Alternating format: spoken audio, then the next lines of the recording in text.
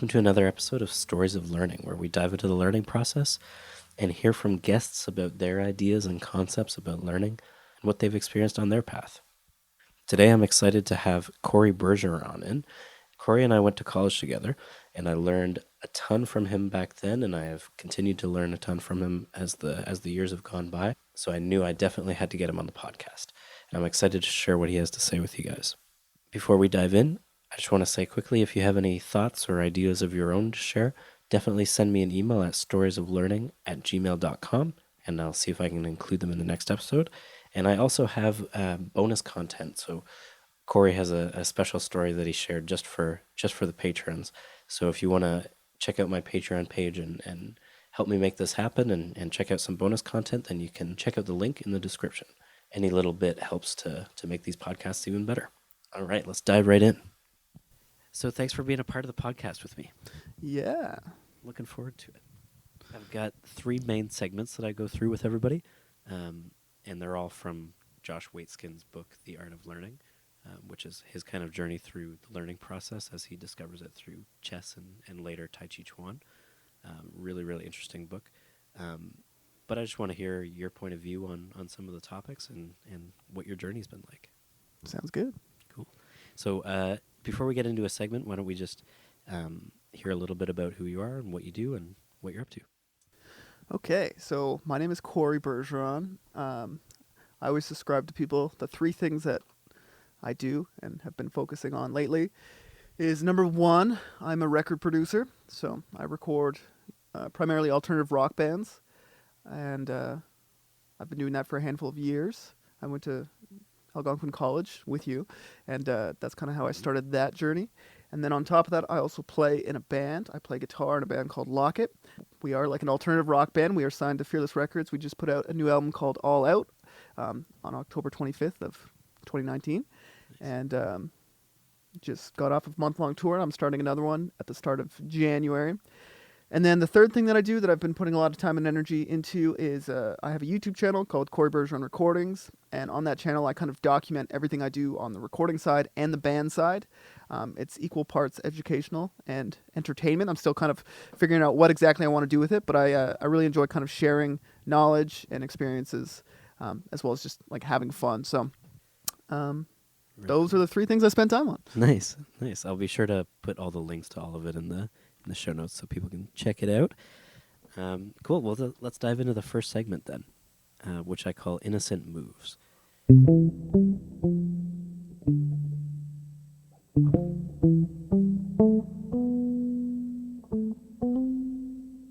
So the world of sound engineering can be pretty competitive, as I'm sure you know, an intense community to be a part of. And there can definitely be a sense of constant comparison, of constant challenge. But I would say that the main reason that someone initially gets into recording is to try and express themselves in some way. So what was it like for you? How did you first get into recording? That's a good question. So I started playing guitar in my early teens. I took piano lessons and played clarinet as well. So I was always kind of playing music in my youth. And then in high school, I wanted to play in a band, and I also wanted to be able to record my band. So at the age of 15, I got like a standalone recording unit that had like I think it's called the Tascam DP01FX, which is like an all-in-one recording thing. It's got 2 preamps. It's like a digital 8-track that has like a built-in hard drive. So I got that because my dad had the exact same one, and I think I got one as a birthday gift. And so I started recording on that because I wanted to record my bands at the time. Now, my bands at the time weren't actually bands. It was like me trying to convince my friends to like play instruments. But I was the only one that could actually play. And so that was basically the high school years. And then once high school ended, I had to do something. If it was my choice at that time, I probably wouldn't want to go to post-secondary school because, I don't know, that was just my mentality back then. I wanted to take a year off. I knew I definitely didn't want to go to university. And then my mom told me that there's this program called the Music Industry Arts Program. Yep. And so she actually applied to the program for me. And I got in and I started the program. And at that point, backtrack like, let's say a year. When I got my first job in grade 12, I was at Wendy's. I saved up all my money to buy a MacBook, so I could use GarageBand. I didn't spend like a penny. Like, no exaggeration, I saved up every single paycheck until I could buy a MacBook. I bought a MacBook so I could use GarageBand. And then from there, I upgraded to Logic Express. And so I kind of got into the modern recording world there. And then, yeah, college rolls around. I ended up taking the music industry arts program. And I noticed that it was like the first time in my life that I didn't actually have to study. And I was really, really interested in all the topics in class. And yeah, it just felt like really natural. I was genuinely interested in everything. And I felt like I was pretty good at it. And at that same time, I was going to a bunch of shows. I was kind of becoming a part of the local alternative music community in the city. And I eventually started playing in one of those bands. That band needed to record, so I was recording my own band. And then from there, I started recording other bands.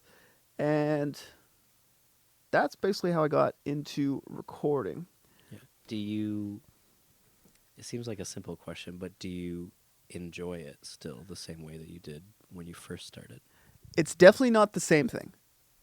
When I started, there was a big sense of community. Everyone around me was a similar age. I was young and like just totally entrenched in this community, in this world. Yeah. And the music, how do I word this? It's not that it meant a lot more, but it was a lot more relatable and impactful at that time. And so it was kind of like, it's kind of a way I could hang out with my friends and like continue hanging out with my friends. Yeah. Like it was almost like not growing up in a sense. It wasn't like I wasn't working hard, but I could hang out with my friends and make music and then say I do that professionally and be able to afford to live, which was pretty cool. Yeah. About a year and a half ago, I kind of fell out of enjoying it the same way.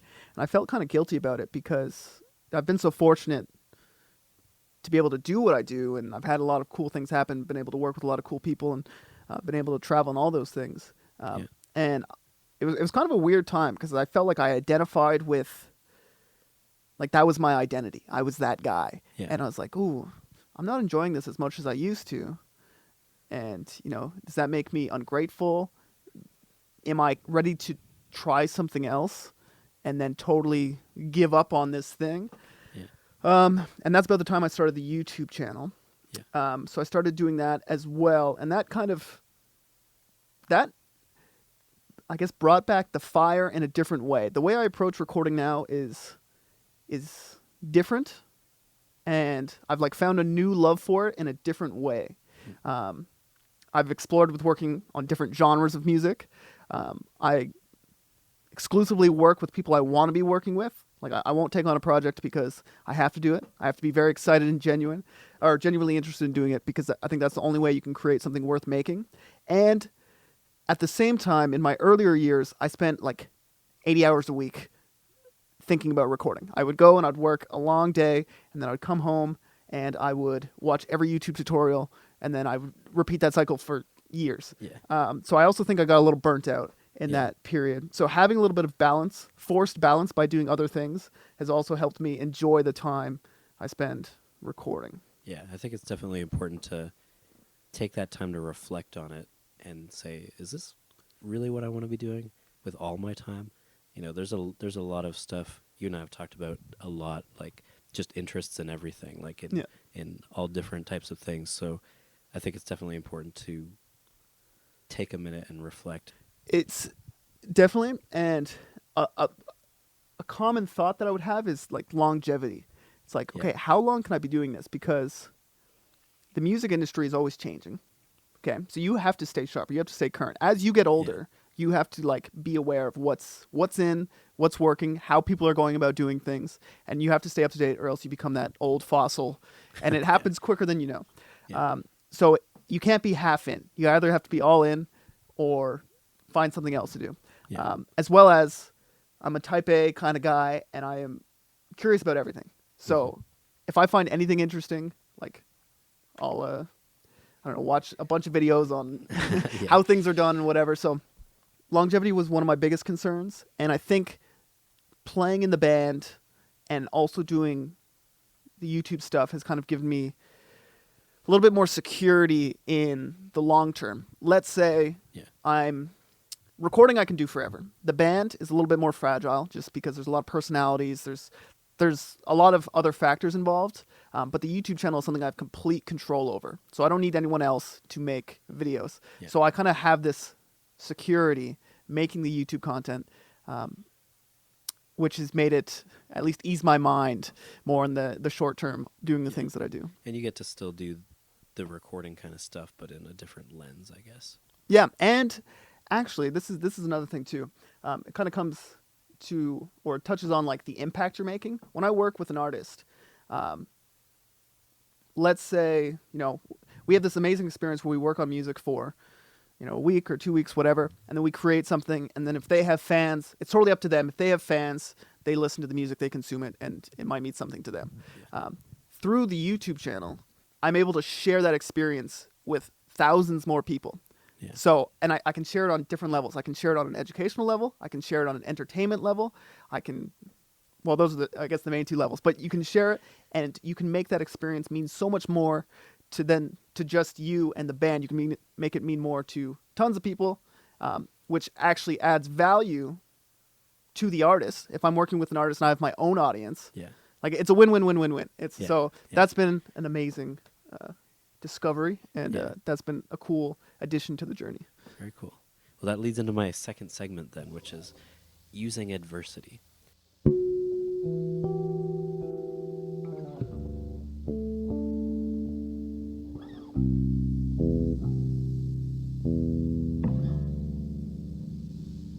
So in the later chapters of his book, Josh changes his focus from chess. He'd been a high-level chess player for a few years, and then he switches to Tai Chi Chuan. He describes a time when he was preparing for a tournament and injured one of his arms. So he continued to train with one arm, and as a result, discovered a whole bunch of weaknesses that he didn't know about and wouldn't have been able to see had he not injured his arm. So in the recording world, especially the live sound world, there's a lot of unexpected problems, and we can't always hope for an ideal scenario. So outside noise comes in, the room isn't ideal, the players aren't at the level that you'd like them to be.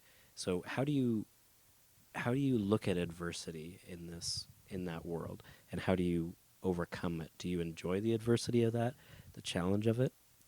Yeah, so when it comes to taking on projects in the production world, generally I will avoid something that I know is going to be problematic in some way, because my reputation's on the line, and more so than that, I want to be able to make something that I'm proud of, and I want to be able to deliver to the band. So in a lot of cases, through experience, I've been able to avoid taking on projects that would have these big problems.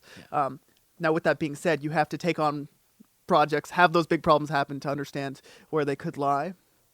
And I think early in any sort of creative career, you're always comparing yourself to other people. So, for example, in the production world, you can work on a project, pour your heart and soul and all your time and effort into something, make something that is the best of what you can make at that time, and then that opens the door for the band to, maybe they make some fans or whatever. And then going into recording their next project, they might work with someone more experienced than you because they're at that level, which can hurt earlier in your career because you put all this time and energy into them, you help them get to where they are, and now they're just moving on. And that kind of, if you're able to accept it, you can look at that and say, okay, why is this band working with them and not you? What is it? Did you drop the ball on communication, or is it just your production skills? Like, where are your issues? Oh, this guy's recordings are consistent every single time. His drums sound good, his bass sounds good, his guitar sound good, and his vocals sound next level. And you're just not able to create that at this point, kind of thing. So you can kind of compare yourself in that way and reflect and figure out what you need to address. That's something that happens a lot earlier in the career. And I think now with a little bit more maturity, when stuff like that happens, one, you can be happy for the band that they're kind of in that opportunity, as well as a lot of times my competitors, other producers, I'm actually friends with all of them. Yeah. So I'm happy for them. And if they do anything that I think is really cool or really special, I can pick their brain on how they do that. And there's actually a lot of community. Yeah, like you and I have talked about a lot of books. We pass books back and forth. And one of the ones that you showed me and talked to me about was The Obstacle is the Way by Ryan Holiday. And so even not in the recording world, just in like everyday life, what did that book talk to you about, and how do you kind of view just everyday challenges, and how do you address them? Yeah, that's a great book that I definitely recommend anyone read. And it's one of those books that you can read kind of piece by piece because it's a lot of like Little stories. segments, yeah. Well, I think one of the biggest takeaways for me is from that book was like being able to take a step back from a situation and understand how someone else might feel in that situation, Yeah. and understand how you actually feel and not be so emotionally charged, and think about, okay, what is actually happening here? And yeah, there's tons of examples of that. And I think a greater lesson, and it's the title of the book, The Obstacle is the Way. Whatever's in front of you is what's stopping you from getting to where you want to be. And when you're working as a producer, like, you are an entrepreneur. When you're creating YouTube videos, you are an entrepreneur. When you're playing in a band, you are an entrepreneur. So it's all about getting around these obstacles. So you have to do a lot of talking to yourself, kind of figuring out game plans at all times, and there's no one in charge. It's like it's only you. So it's a lot of you trying to motivate yourself and figure out what the best plan is, as well as trying to balance, other elements of your life and making sure that you're healthy and all that stuff. Yeah, I would say that the obstacle is the way. Yeah, cool. So I have a third segment, which is called Loving the Game.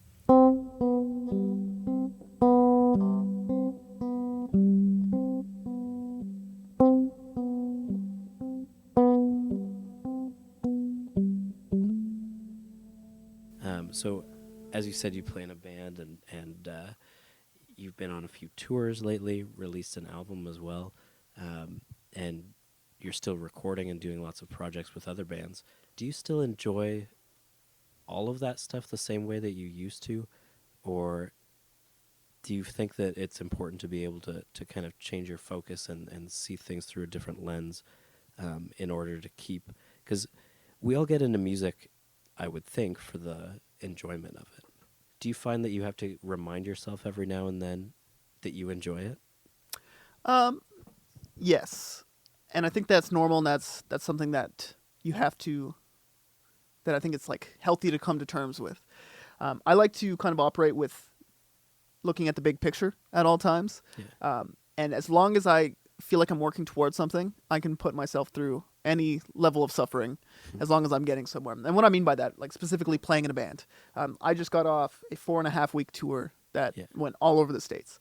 And 4.5 weeks of sleeping on floors and in a van and, in Walmart parking lots is not very luxurious. And it definitely becomes less and less luxurious the more you have to do it. Yeah. Right? So if I'm going on tour for the first time and I'm playing, what was the first tour I did? I think I did, as a weekend warrior, as they call them, which just means like Friday, Saturday, Sunday shows. I think I did Ottawa, Montreal, and Quebec City or something like that. Yeah. At that time, that was the most exciting thing that's ever happened in my life because I was going on tour, right? Yeah. Now, if I were to play those 3 shows now, it would be much less exciting. There'd still be tons of moments that are enjoyable. I love hanging out with my band. I love playing the live show. But, driving 6 hours to Quebec City is going to be a lot less exciting than the first time I drove 6 hours to Quebec City. Yeah. I like to always focus on the big picture, right? This tour is going to get you the next tour. And that one could be more worthwhile in terms of growing your fan base, putting you in a position to be paid more for the next tour, which adds to the sustainability of doing it, adds to the comfort of doing it. And then, the same things go for recording and YouTube. Just focus on the big picture. What would your life be like if you continued doing this, and always be reevaluating it at every step that you go through. Yeah, very cool. So that leads us into our lightning round. Okay. So this section is it's called Questions to Make Questions.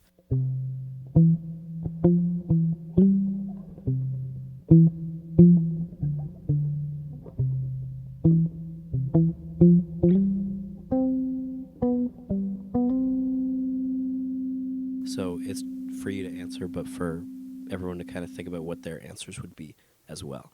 So the first one is, what is your life's intention? Um, I was just talking about big picture, but right now, I don't know. I don't even know. To continue experiencing, all the cool things that I want to be doing, and then also be able to share those experiences with other people, and hope that they can take something away from it and benefit from it and learn something from it. So Cool. That's good. And that leads to the next one, which is, where is your life's attention to make that happen? all over the place. That's definitely something I struggle with. Yeah, I work hard. So I work hard in a lot of different directions, but my attention is always on the big picture. Yeah. And day to day, week to week, month to month. I only take maybe a total of a couple weeks off a year. Yeah. It's my attention is on working hard and doing the small steps that lead to the big steps. Yeah, very cool. So then we get to the last one, which is, what do you know for sure? Oh, nothing. Yeah, nothing. Life is full of uncertainties. Even in my life right now, there's tons of moving pieces. Yeah. I have access to a studio that could disappear. One of my bandmates could leave. My girlfriend could break up with me. YouTube could change its policies and take my channel down. Do you think it's exciting though to not know and to continue to discover stuff? I think it's not, in the specific reasons that I said, I think it's not worth worrying about things like that. And I think every year you grow, as long as you're open to learning, you gain new perspectives on things. And there are a lot of things that you might have thought at one point are absolutes, but don't seem to be so as you get older and mature and gain more life experience. Yeah, I find that's kind of what's cool about asking that question is, the more you think about it, the more you go down that road, and you're like, well, wait a second, what do I know for sure? And then you start questioning a lot of stuff, and it's interesting. A funny thought that I have is so this house, I've owned this house for just over 5 years now. Yeah. And every time I come home from tour or I'm an extended time away from it, I'm like, is it still mine? This little piece of land, somewhere on this giant earth, is that still mine? I wasn't there for a while. Can I come back to it and just go in the front door? And that's awesome. Okay. Cool. Awesome. Well, thanks so much for being a part of the podcast with me. No problem. Thank you for having me.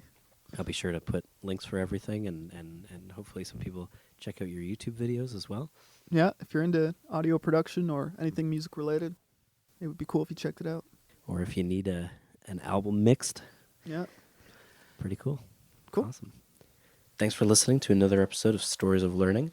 Like I said, I'll share Cory's links in the description below. If you have anything to share of your own, feel free to send me an email or send a message to the Facebook page.